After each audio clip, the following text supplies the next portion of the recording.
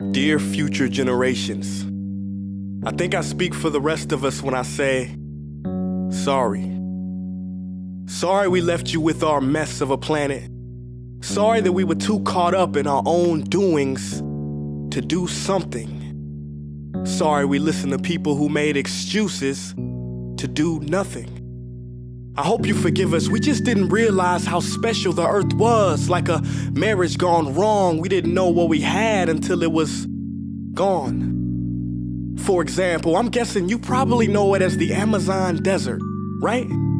Well, believe it or not, it was once called the Amazon rainforest, and there were billions of trees there, all of them gorgeous, and... Oh, you don't know much about trees, do you? Well, let me tell you, trees are amazing. I mean, we literally breathe the air they are creating. They clean up our pollution, our carbon. They store and purify water, give us medicine that cures our diseases, food that feeds us, which is why I'm so sorry to tell you that we burn them down. Cut them down with brutal machines, horrific, at a rate of 40 football fields every minute. That's 50% of all the trees in the world gone in the last 100 years. Why? For this. And that wouldn't make me so sad if it weren't so many pictures of leaves on it. You know, when I was a child, I read how the Native Americans had such consideration for the planet that they felt responsible for how they left the land for the next 7 generations. Which brings me great sorrow, because most of us today don't even care about tomorrow. As Prince E.S. stated, our environment is slowly diminishing through our own human fingers. Humans can have a detrimental effect on the environment without even realizing it. Some specific causes of our environment's quality degrading include climate change, overfishing, ocean pollution, coral destruction, and industrial use of farmland. These topics will be further discussed in detail throughout the documentary. One of the first components to helping environmental preservation is the acknowledgement of climate change. Climate change is the rise of temperature of the Earth. Specifically, the planet has been warming for over the last century, and temperatures are projected to rise another 2 degrees Fahrenheit to 4 degrees Fahrenheit in most areas of the United States over the next few decades. Signs of climate change that scientists have claimed are hotter weather, heavy downpours, floods, droughts, sea levels rising, and glaciers melting. Examples of areas causing climate change would include human expansion, the greenhouse effect, and natural causes. However, human expansion and their activities are the main component contributing to climate change. Examples of human activities that are causing climate change to occur is the burning of fossil fuels and eliminating land for industrial purposes, which in return release carbon dioxide, making the temperature rise. Bill Burke, a professor here at the University of Kentucky who teaches Biology 103, discusses climate change and how humans are the main issue as to why it is occurring.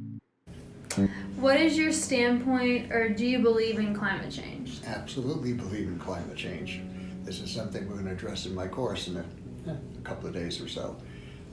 The evidence is overwhelming and has been for a long time. And those who keep denying it are doing it for generally political reasons or economic reasons. But it's pretty indisputable what's happening. And I think people are now starting to see some of the effects, like rising oceans and that sort of thing. So maybe now it's harder to deny there's something going on. And as far as humans doing it, again, undeniable. Other sources of possible warming have been looked at. It's not the sun, it's not anything else. It's us pumping CO2 and other emissions into the air. So it is an extremely dangerous problem. And one problem with everybody realizing what's going on is that it takes so long. It's playing out over decades and decades. It's not like it's going to happen next week, so people kind of blow it off. But it's going to make a lot of changes. It's going to cost a lot of money, even more money the longer we wait. Land. It is so valuable. What keeps us above ground is often taken for granted, especially when it provides us with the essential things in life, such as food. There is a whole variety of topics in agriculture preservation. However, Farmland preservation is very valuable because why would we want to reduce the land that provides us with so many resources? Large-scale farms are being replaced with housing plans, such as subdivisions and shopping centers, because this land is not protected. The food on your table that you share with your family and friends is more than likely from large-scale or small-scale farms. This diminishing land can affect the farmer and the people who they provide food to, which in most cases are large populations of society. Even the places that you eat at every day on campus, here at the University of Kentucky, come from farms across the United States and even from the local Kentucky land. A valuable quote by the Pennsylvania Land Trust Association states that if the United States retains its best farm soils, if it refrains from building over its most productive farmlands, if it keeps sufficient capacity to feed its growing population, the possibility diminishes of shortages, conflicts, and crises that could result in untold human tragedy. When it comes to ocean preservation, there are many components that tie into the subject. Ocean preservation is oceans, seas, and coastal areas forming an integrated and essential component of the Earth's ecosystem. As well as being critical to sustainable development, a few major issues that deal with ocean preservation are coral destruction, overfishing, and ocean pollution. Coral reefs are some of the most diverse ecosystems in the oceans. Humans, pollution, and overfishing are affecting them. 1/3 of marine fish live part of their life on coral reefs. The preservation of coral reefs is an important part of the ocean, and without coral reefs, the ocean's ecosystem would be corrupt. Overfishing is one of the main effects of coral destruction. It is the deplete of stock of fish by too much fishing, which means we are taking more fish out than the ocean can produce. This ties back to coral destruction because when people are fishing with a net, they catch coral and throw it back in and disrupts the whole ecosystem. Then it produces a form of ocean pollution. Another example of ocean pollution is when the anglers are fishing, they throw their trash overboard. Ocean pollution is when there are harmful effects and result from the entry into the ocean of chemical waste. 80% of pollution comes from people. It affects animals, people, and the overall water we know and love. We interviewed Bill Burke, who is a professor in the biology department here at UK, about his expert opinion on ocean preservation. What are some ways humans can help ocean preservation, more specifically like pollution?